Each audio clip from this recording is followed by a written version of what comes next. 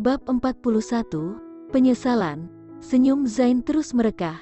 Semerekah hatinya yang sedang berbunga-bunga. Bagaimana tidak, Lela istrinya sudah semakin menunjukkan kesiapannya untuk menjadi seorang istri yang sepenuhnya. Di belakangnya kini sang istri tengah memeluknya erat seolah tak ada lagi sekat dan jarak, mendekapnya hangat, yang sudah pasti perlahan memantik gairahnya yang kini meronta dan menggiat. Walaupun masih merasa nyaman, Lela sudah harus menyudahinya. Dia melepaskan pelukannya, membuat Zain langsung memutar badannya melihat sang istri. Lela mengulum senyum, dibalas dengan tatapan penuh cinta oleh suaminya. Sudah, Lela langsung menggelengkan kepalanya, belum. Zain langsung membuka kedua tangannya lebar, menepuk-nepuk dadanya pelan meminta istrinya kembali memeluknya. Lela langsung menahan tawanya, aku belum mengganti perbannya. Zain langsung meraba bagian belakang kepalanya yang terluka belum ditutupi perban. Berbaliklah lagi, ucap Lela sambil menyiapkan perban yang baru untuk suaminya. Zain terpaksa membalikkan badannya lagi membelakangi sang istri. Lela dengan hati-hati memasang perban yang baru di luka suaminya yang kelihatannya sudah mulai mengering. Dirasanya sudah selesai. Zain buru-buru membalikkan tubuhnya lagi, kembali menatap sang istri yang kini tengah membereskan kotak obat.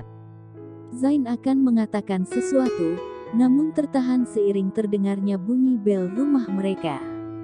Lela langsung bergegas mengenakan cadarnya dan pergi keluar kamar untuk membuka pintu. Zain segera menyusul di belakangnya untuk melihat siapa yang datang. Maafkan kakak jika kemarin ucapan kakak menyinggung perasaanmu. Amira menghampiri Lela yang sedang sibuk membuatkan minuman di dapur. Tidak kak, sama sekali tidak. Lela menggelengkan kepalanya beberapa kali sambil tersenyum. Amira menatap wajah adik iparnya dengan perasaan sangat bersalah. Kakak sudah tahu cerita sebenarnya. Kemarin Zaidan menceritakannya setelah kakak desak. Maaf tapi kakak sangat penasaran apa yang sebenarnya terjadi, ucap Amira dengan hati-hati. Kamu wanita yang luar biasa, kakak bangga padamu. Amira mengelus punggung Lela. Tidak salah Zain memilihmu untuk menjadi istrinya. Tidak kak, aku hanya wanita biasa. Aku justru bersyukur Allah SWT telah mengirimkan lelaki sebaik adik kakak untuk menjadi suamiku. Kakak tidak tahu apa saja yang telah dia rela lakukan untukku.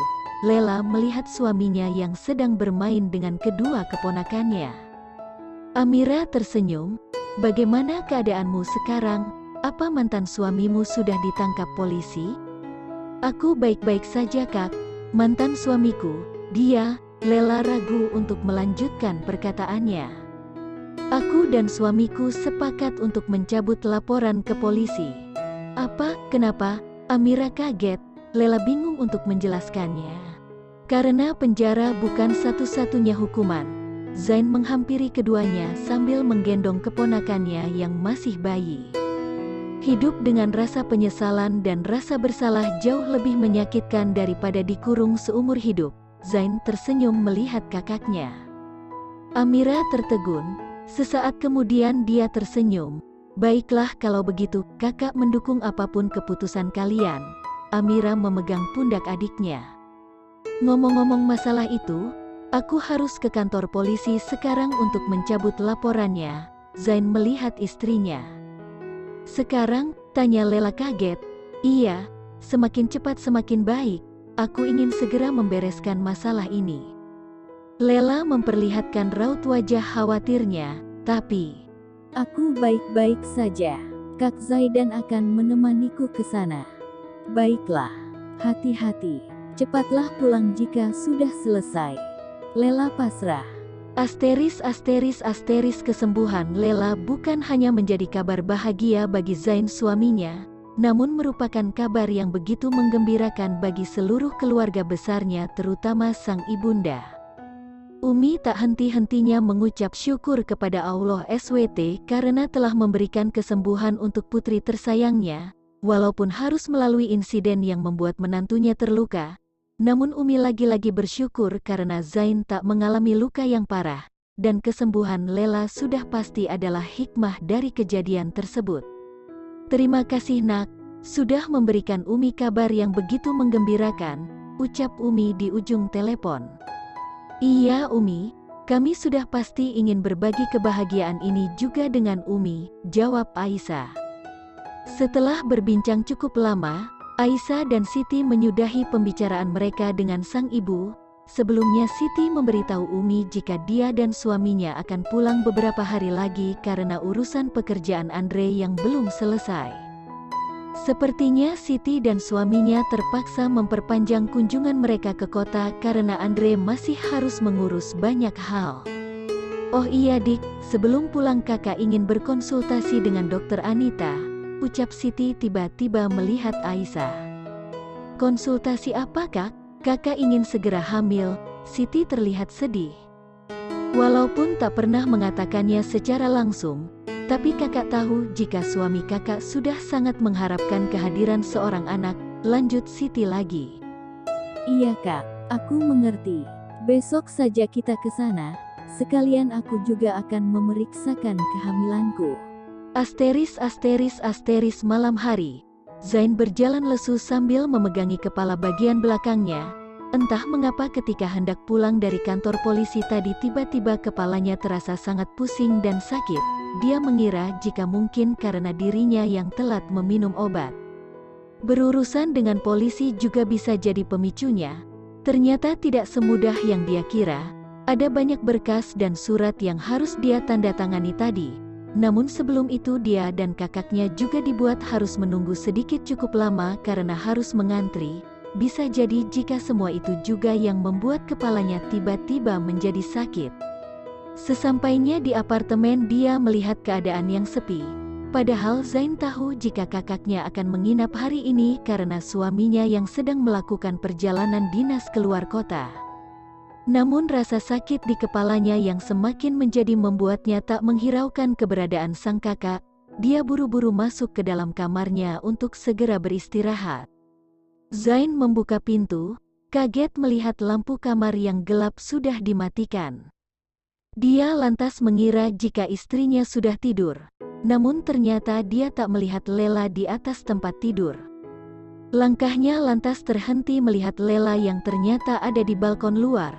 Termenung dengan tanpa memakai hijab hingga membuat rambutnya yang panjang melambai-lambai terkena semilir angin. Sejenak Zain melupakan rasa sakit di kepalanya, yang ada di balkon kini lebih menarik perhatiannya. Sudah aku katakan jangan kesini sendirian, ucap Zain mengagetkan Lela yang tengah merenung. Dia berdiri di samping istrinya. Lela langsung melihat suaminya. Kamu sudah pulang. Kenapa lama sekali? Kenapa? Apa kamu menungguku? Zain tersenyum. Lela langsung mengangguk. Tentu saja, kamu harus segera meminum obatmu. Raut wajah Zain berubah. Hanya karena obat, aku kira kamu merindukanku. Lela mengulung senyum. Keduanya terdiam sejenak, menikmati keindahan malam dari atas sana. Di kantor polisi tadi, aku bertemu dengan Amar. Ketika tahu jika kita mencabut laporannya, dia memaksakan diri datang ke sana untuk menemuiku. Dia menitipkan pesan untukmu, Zain melirik istrinya. Lela tak bereaksi, dia hanya menarik napas panjang. Dia sangat menyesali semua perbuatannya padamu.